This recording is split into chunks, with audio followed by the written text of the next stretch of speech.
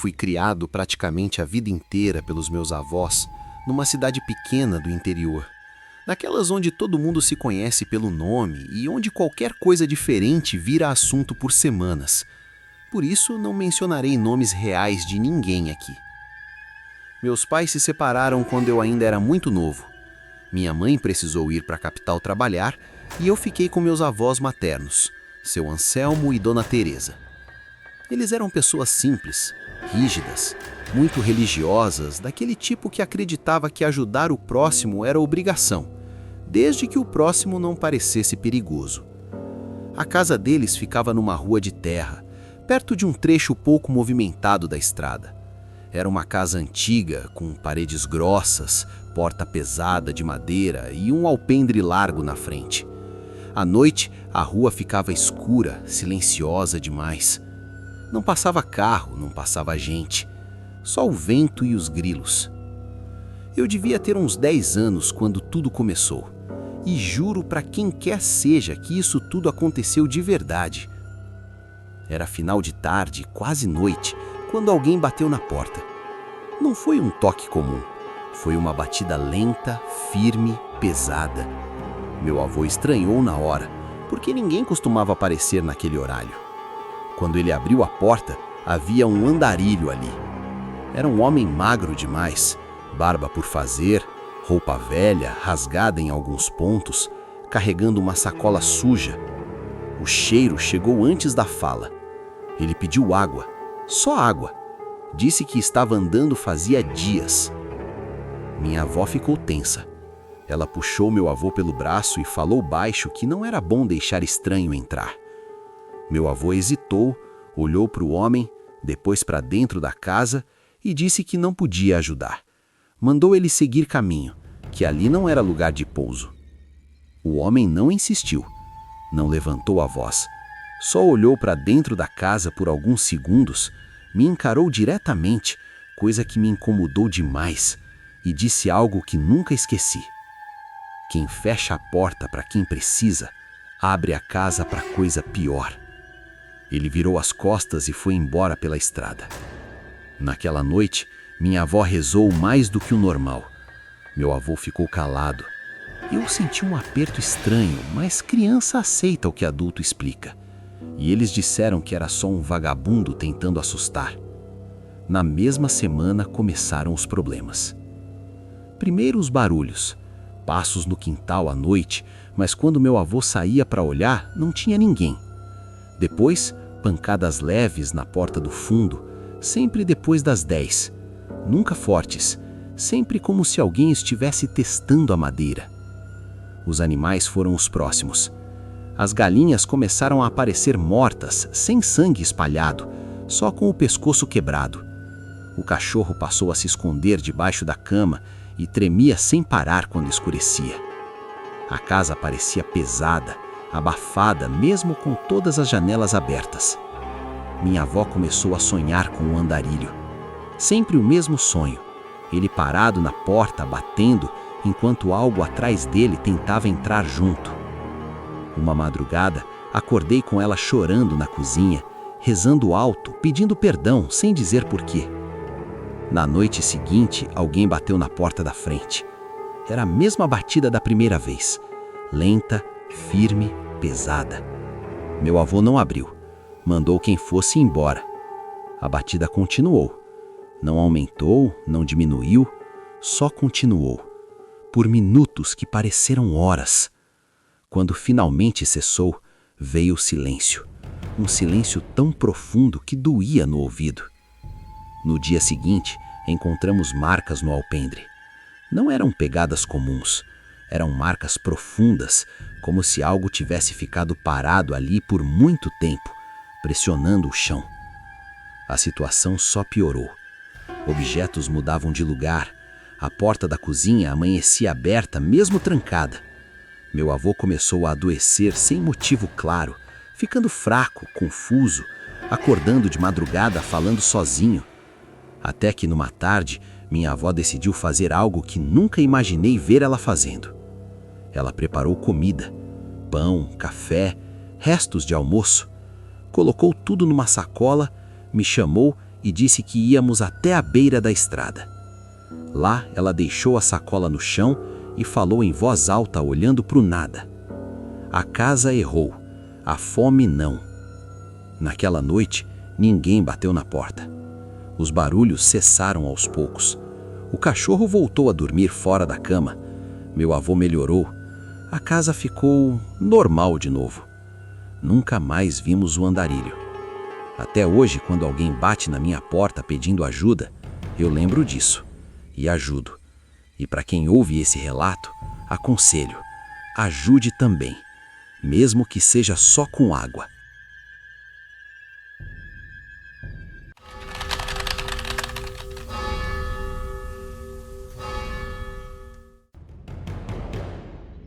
Eu vou chamar minha amiga aqui de Marina. Não é o nome real dela, mas o resto do que vou contar é exatamente como aconteceu. Ela me pediu para não transformar isso em espetáculo, porque, segundo ela, o que viveu foi assustador justamente por ter sido simples demais. Na época, Marina tinha 29 anos e morava sozinha, numa casa pequena, em um bairro residencial que ficava próximo a uma linha de trem desativada. Não era completamente abandonada. Trens de carga ainda passavam de vez em quando, mas à noite o lugar ficava silencioso demais. Ela trabalhava até às 7 da noite e voltava para casa de bicicleta todos os dias. Era rotina. O caminho era sempre o mesmo. Ruas conhecidas, poucos carros, iluminação irregular. O trecho mais desconfortável sempre foi o cruzamento da linha do trem. Um ponto escuro, cercado de mato baixo e postes fracos. Na primeira noite, ela viu o homem. Ele estava parado bem no meio da linha do trem, de frente para ela. Não parecia bêbado, não parecia perdido, não fazia sinal nenhum. Apenas estava ali, imóvel, como se estivesse esperando alguma coisa. Marina diminuiu a velocidade, ficou alerta, mas passou. Quando olhou para trás, ele ainda estava no mesmo lugar, na mesma posição. Pensou que fosse coincidência. No segundo dia, ele estava lá de novo. Mesmo horário, mesma posição, mesma distância da rua. Não se mexeu quando ela se aproximou, não desviou o olhar, não reagiu ao som da bicicleta. Apenas olhava. Ela sentiu um frio estranho no estômago. Não um medo imediato, mas aquele incômodo que não tem explicação lógica. Ainda assim, seguiu em frente, tentando se convencer de que podia ser alguém da região, alguém com algum problema, alguém esperando o trem. No terceiro dia, ela começou a prestar atenção nos detalhes. O homem usava roupas escuras, simples demais para chamar atenção. Não parecia sujo nem mal cuidado, mas havia algo errado na postura.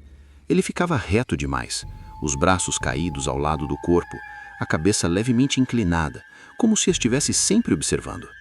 Ela reparou que, mesmo com vento, as roupas dele não se moviam. Naquela noite, quando chegou em casa, fechou a porta com mais força do que o normal e teve dificuldade para dormir. A imagem dele parado, sempre igual, não saía da cabeça. No quarto dia, ela quase não voltou de bicicleta.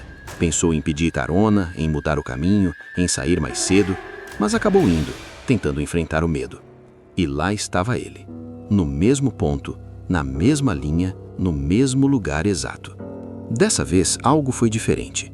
Quando Marina se aproximou, ela teve a sensação clara de que o homem não estava apenas olhando. Era como se ele estivesse aguardando. Não por ela passar, mas por alguma reação. Ela pedalou mais rápido, o coração disparado. Quando passou, não teve coragem de olhar para trás. Chegando em casa, sentou na cama e começou a chorar sem entender direito por quê. Não era pânico, era uma tristeza pesada, estranha, como se tivesse carregado algo com ela no caminho. No quinto dia, antes de sair do trabalho, Marina tomou uma decisão. Ela não se considerava uma pessoa extremamente religiosa, mas tinha fé, daquelas simples, aprendidas na infância. Ao sair, colocou um pequeno terço no bolso da jaqueta, algo que quase nunca usava.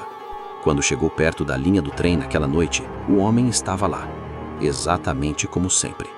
Ela parou a bicicleta a alguns metros de distância. O medo estava presente, mas havia algo diferente também. Uma sensação de pena, não dó, pena profunda, silenciosa. Ela desceu da bicicleta. O homem não se mexeu. Marina respirou fundo, fechou os olhos por um instante e fez uma oração simples. Não pediu proteção, não pediu que ele fosse embora, apenas pediu descanso, paz. Que aquela alma, seja lá o que fosse, encontrasse o lugar que precisava. Quando abriu os olhos, o homem ainda estava ali, mas pela primeira vez, algo havia mudado. Ele não olhava mais diretamente para ela. O olhar estava vazio, distante, como se já não estivesse mais preso àquele lugar. Marina montou na bicicleta e foi embora sem olhar para trás. Na noite seguinte, ele não estava mais lá. Nem na seguinte, nem nunca mais. Ela continuou passando por aquele cruzamento por anos. Nunca mais viu ninguém parado na linha do trem. Nunca mais sentiu aquele peso no ar. Até hoje, Marina não sabe se aquele homem era uma pessoa viva, alguém em sofrimento ou algo que simplesmente não conseguia ir embora sozinho. Ela só sabe de uma coisa: algumas presenças não pedem ajuda com palavras. Elas esperam até que alguém as veja como algo mais do que medo. E às vezes, isso basta.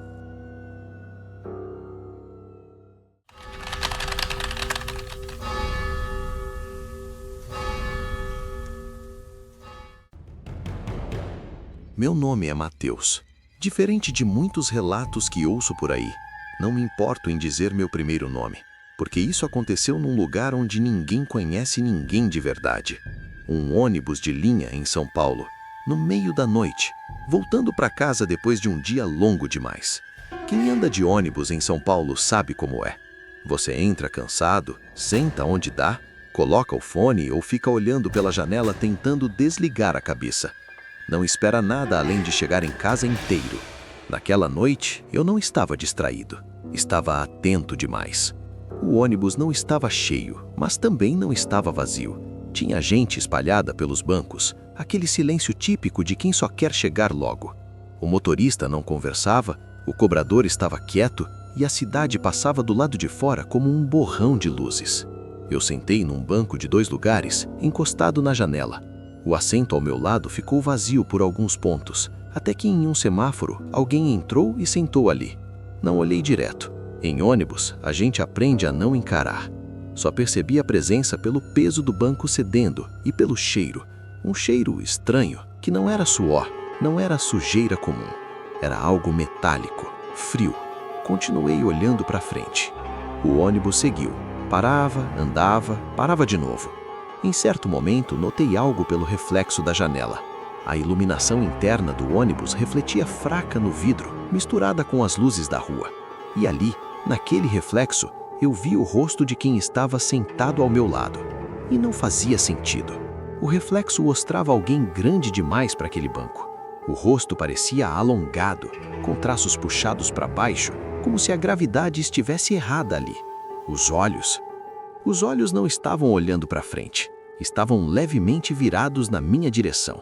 Meu corpo gelou. Eu pensei, é só distorção do vidro. Janela de ônibus faz isso. Reflexo torto, luz passando rápido, cansaço. Eu bisquei, mexi um pouco a cabeça, tentei mudar o ângulo. O reflexo continuava lá. Pior, agora estava mais nítido. Eu ainda não tinha coragem de virar o rosto.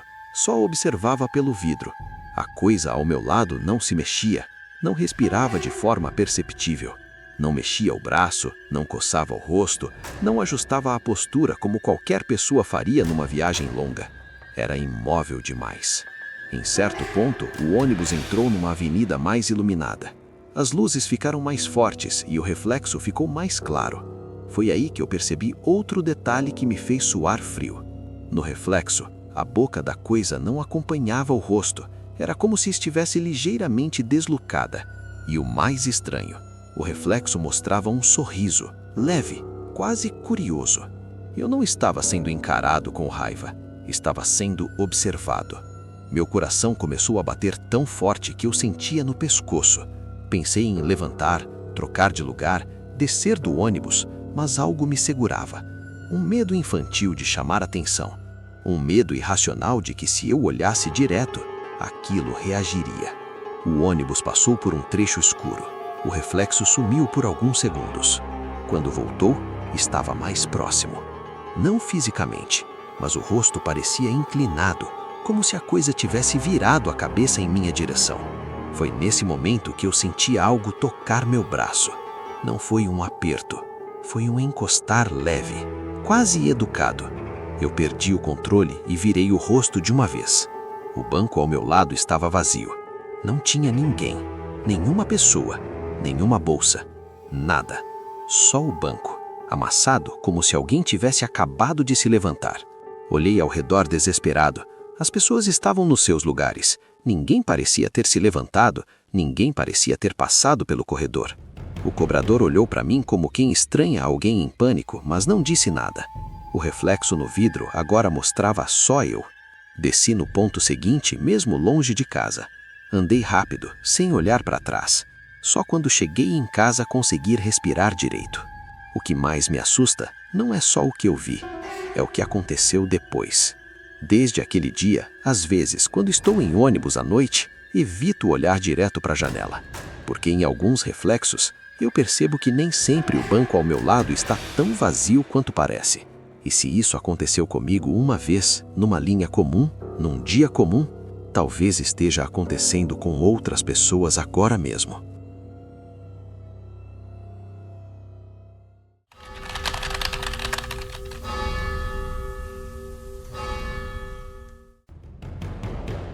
Eu tenho 16 anos e não vou dizer meu nome. Também não vou dizer o nome da escola. Não é exagero, é porque eu ainda estudo lá. Ainda entro naquele prédio quase todos os dias. E depois do que aconteceu, eu aprendi que algumas coisas não querem ser lembradas, querem ser evitadas. Minha escola fica em São Paulo, numa região antiga, cheia de prédios velhos, ruas estreitas e histórias que ninguém confirma oficialmente, mas todo mundo conhece. O prédio da escola é grande, antigo, com corredores longos, janelas altas e salas que parecem maiores do que deveriam ser. Não é uma escola abandonada. Funciona normalmente. Justamente por isso, o que aconteceu foi tão estranho. Tudo começou por causa de um trabalho. Eu fazia parte de um grupo que precisava gravar um vídeo simples para uma matéria. Nada profissional, só um trabalho comum. O problema é que só tínhamos acesso à sala de informática depois do horário, porque durante o dia ela ficava sempre ocupada. A coordenação autorizou, desde que um funcionário ficasse no prédio. Ele ficaria na portaria, a gente ficaria no segundo andar. No dia marcado, acabamos ficando só 3 pessoas. Os outros desistiram. Já era fim de tarde, quase noite. A escola vazia é completamente diferente da escola cheia. Os sons mudam, o eco aumenta. Cada porta parece mais pesada. No começo, tudo normal. Rimos, reclamamos do trabalho, mexemos no computador. Mas depois de um tempo, comecei a perceber coisas pequenas demais para comentar, mas grandes demais para ignorar. O corredor estava silencioso demais. Não dava para ouvir o porteiro lá embaixo. Não dava para ouvir carro da rua. Só aquele silêncio grosso, como se o prédio estivesse segurando o ar. Em certo momento, ouvi um barulho vindo do corredor. Não era passo rápido, era como alguém andando devagar, arrastando o pé de leve. Pensei que fosse algum professor atrasado ou funcionário. Olhei pela porta da sala. O corredor estava vazio. Voltei para o computador tentando ignorar, só que o barulho voltou, dessa vez mais perto. Parecia vir da escada que dava acesso ao nosso andar. Chamei meus amigos. Eles também ouviram. Um deles foi até a porta e gritou perguntando se tinha alguém ali. Nenhuma resposta. Decidimos terminar logo o trabalho. Foi quando as luzes do corredor piscaram. Não apagaram de vez, piscaram, como se alguém tivesse passado por baixo de uma lâmpada, quebrando o fluxo de luz por segundos. O problema é que ninguém passou. Meu coração começou a bater rápido demais. Aquela sensação ruim subiu do estômago para o peito, sem motivo lógico. De repente, ouvimos algo que nunca vou esquecer. Um som de cadeira sendo arrastada. Não na nossa sala, em outra, na sala da frente. Essa sala estava trancada, sempre ficava. Era uma sala antiga, usada como depósito. A porta estava fechada desde que chegamos. Mesmo assim, o som veio de lá de dentro. Um arrastar lento, pesado, como se alguém estivesse mudando uma cadeira de lugar, com muita dificuldade. Um dos meus amigos começou a chorar. O outro ficou pálido, parado, sem saber o que fazer. Eu fiquei olhando para a porta daquela sala com uma certeza horrível. Se ela abrisse, a gente não ia gostar do que veria. Então, ouvimos passos. Dessa vez, claros, ritmados, vindo em nossa direção pelo corredor. Não eram rápidos, não eram apressados. Eram passos de quem sabe exatamente onde está indo. A maçaneta da nossa sala se mexeu. Não foi forte, Foi devagar, como se alguém estivesse testando se estava aberta. Eu senti vontade de gritar, mas minha voz não saiu. Meu corpo inteiro parecia travado. A maçaneta parou, e uma voz falou do outro lado da porta. Não era grossa, não era monstruosa. Era uma voz comum, jovem, feminina. Vocês ainda estão aí? Essa foi a pior parte, porque a voz parecia normal demais. Nenhuma de nós respondeu. O silêncio ficou pesado. Depois de alguns segundos, ouvimos os passos se afastarem pelo corredor, indo em direção à escada. Esperamos vários minutos antes de sair da sala. Quando finalmente criamos coragem, o corredor estava vazio. As luzes estavam estáveis. A sala da frente continuava trancada. Descemos correndo. O porteiro estava na portaria, mexendo no celular como se nada tivesse acontecido. Perguntamos se alguém tinha subido. Ele disse que não. Disse que ninguém tinha entrado ou saído do prédio. Naquela noite não dormi. Nos dias seguintes, comecei a reparar em coisas que sempre estiveram lá, mas que eu nunca tinha notado. Portas que ninguém usava, corredores que ficavam sempre mais frios, salas onde professores evitavam ficar sozinhos. Desde aquele dia, eu nunca mais fiquei na escola depois do horário. Nunca mais subi sozinha naquele corredor. E toda vez que ouço alguém chamar meu nome num lugar vazio, eu espero ter certeza absoluta de que a pessoa existe. Porque nem toda voz quer ajuda. Algumas só querem saber se você ainda está ali.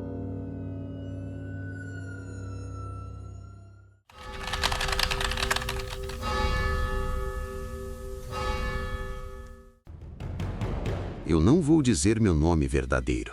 Também não vou dizer o nome do meu canal, nem dos amigos que estavam comigo naquele dia. Não é paranoia, é escolha. Porque eu ainda mantenho um canal pequeno no YouTube e depois do que aconteceu, eu aprendi que nem toda experiência precisa virar conteúdo. Mas vou compartilhar isso aqui para apoiar um colega de serviço, digamos assim. Bom, eu sempre gostei de explorar lugares abandonados. Começou como curiosidade e depois virou vídeo. Fábricas desativadas, casas antigas, escolas fechadas, hospitais esquecidos, nada muito extremo. Sempre em grupo, sempre durante o dia, pelo menos até esse dia. Esse relato aconteceu há cerca de 2 anos. Um inscrito entrou em contato dizendo conhecer um lugar diferente, um prédio antigo, afastado, que ninguém mexia havia décadas.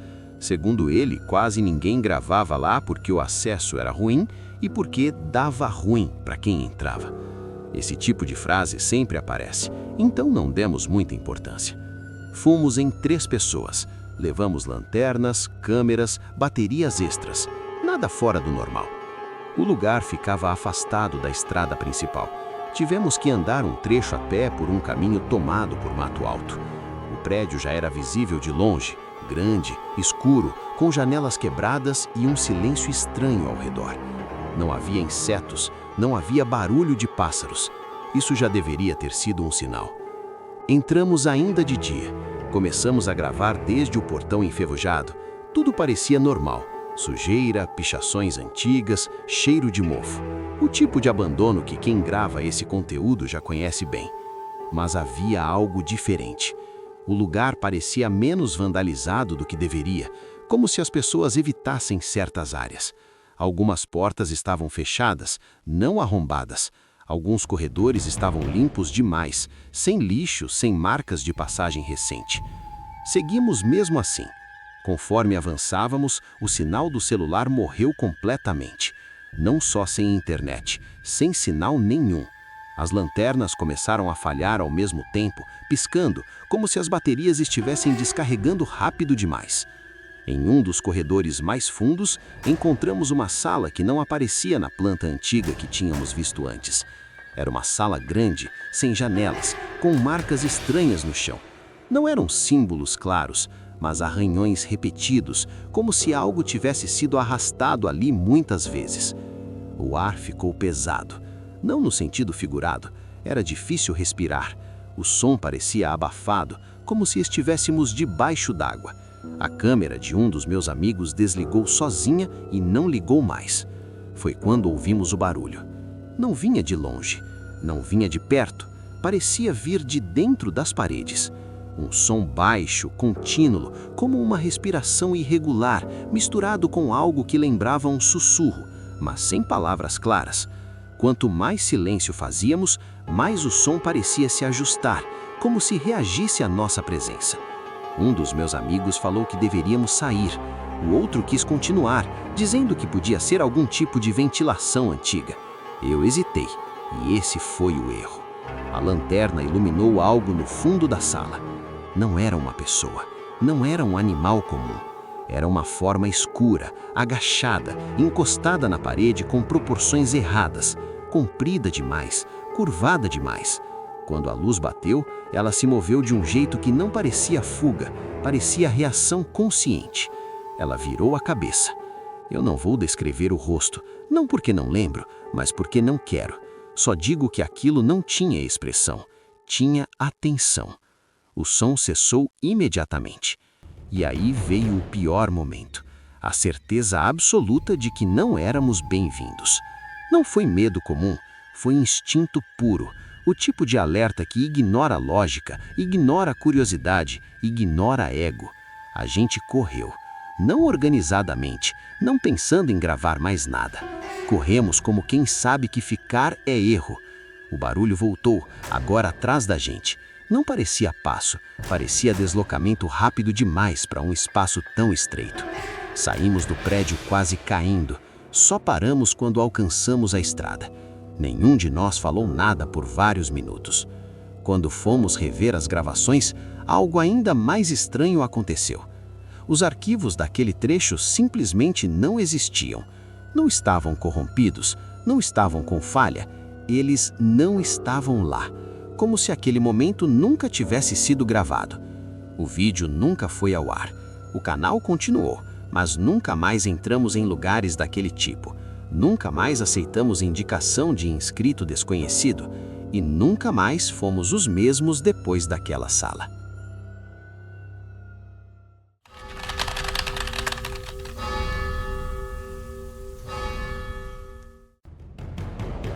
Eu nunca pensei em mandar esse relato para lugar nenhum.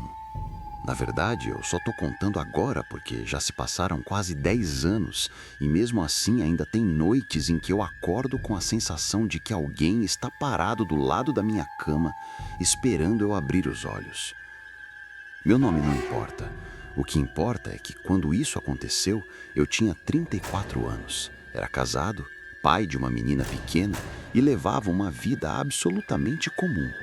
Trabalhava muito, dormia pouco e ignorava qualquer coisa que não tivesse explicação lógica.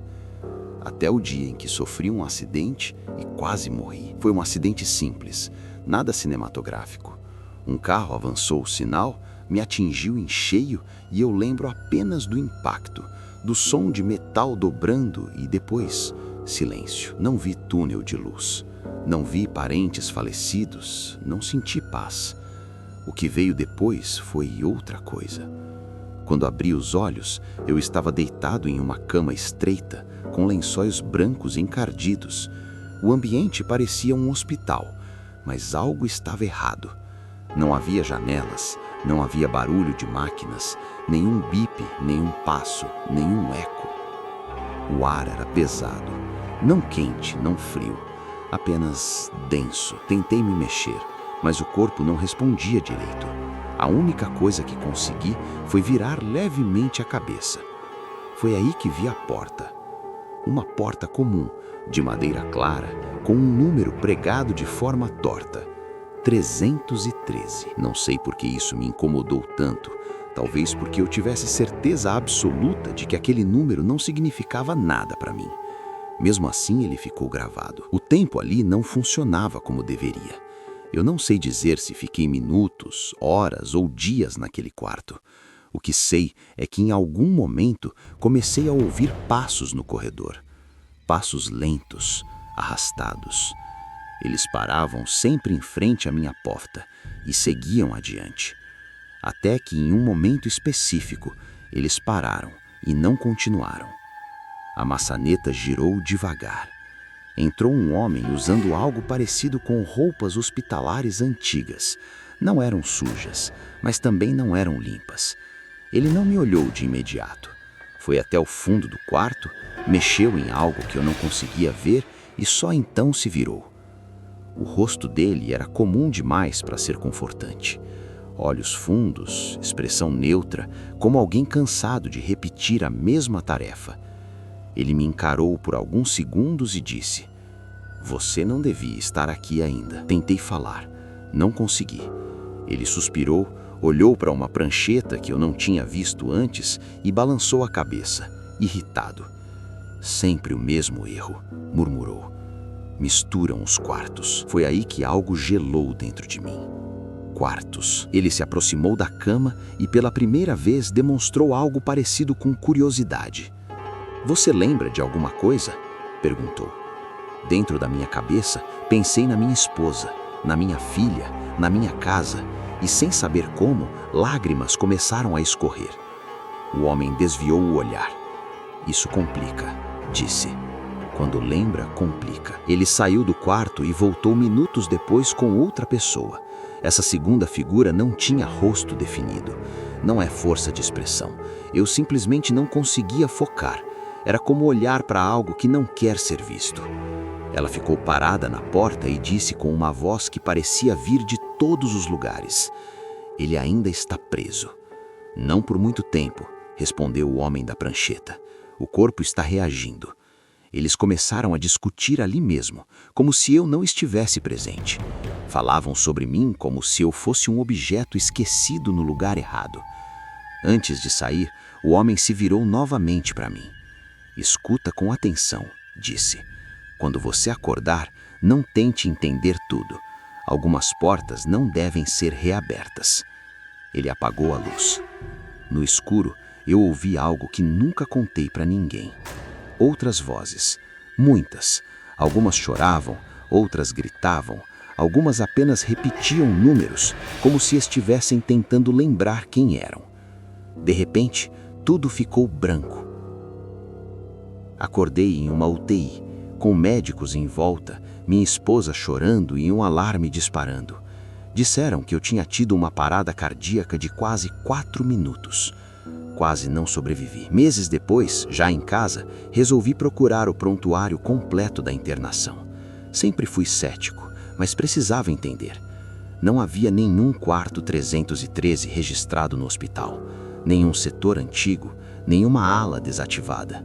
Nada. Até hoje, às vezes, eu sonho com uma porta branca, sem número, e acordo com a sensação clara de que alguém percebeu que eu voltei e não ficou satisfeito com isso.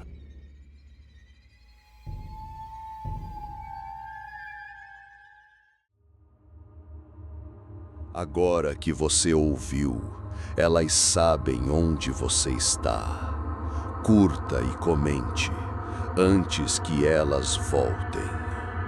E se conseguir dormir essa noite, nos encontramos no próximo relato.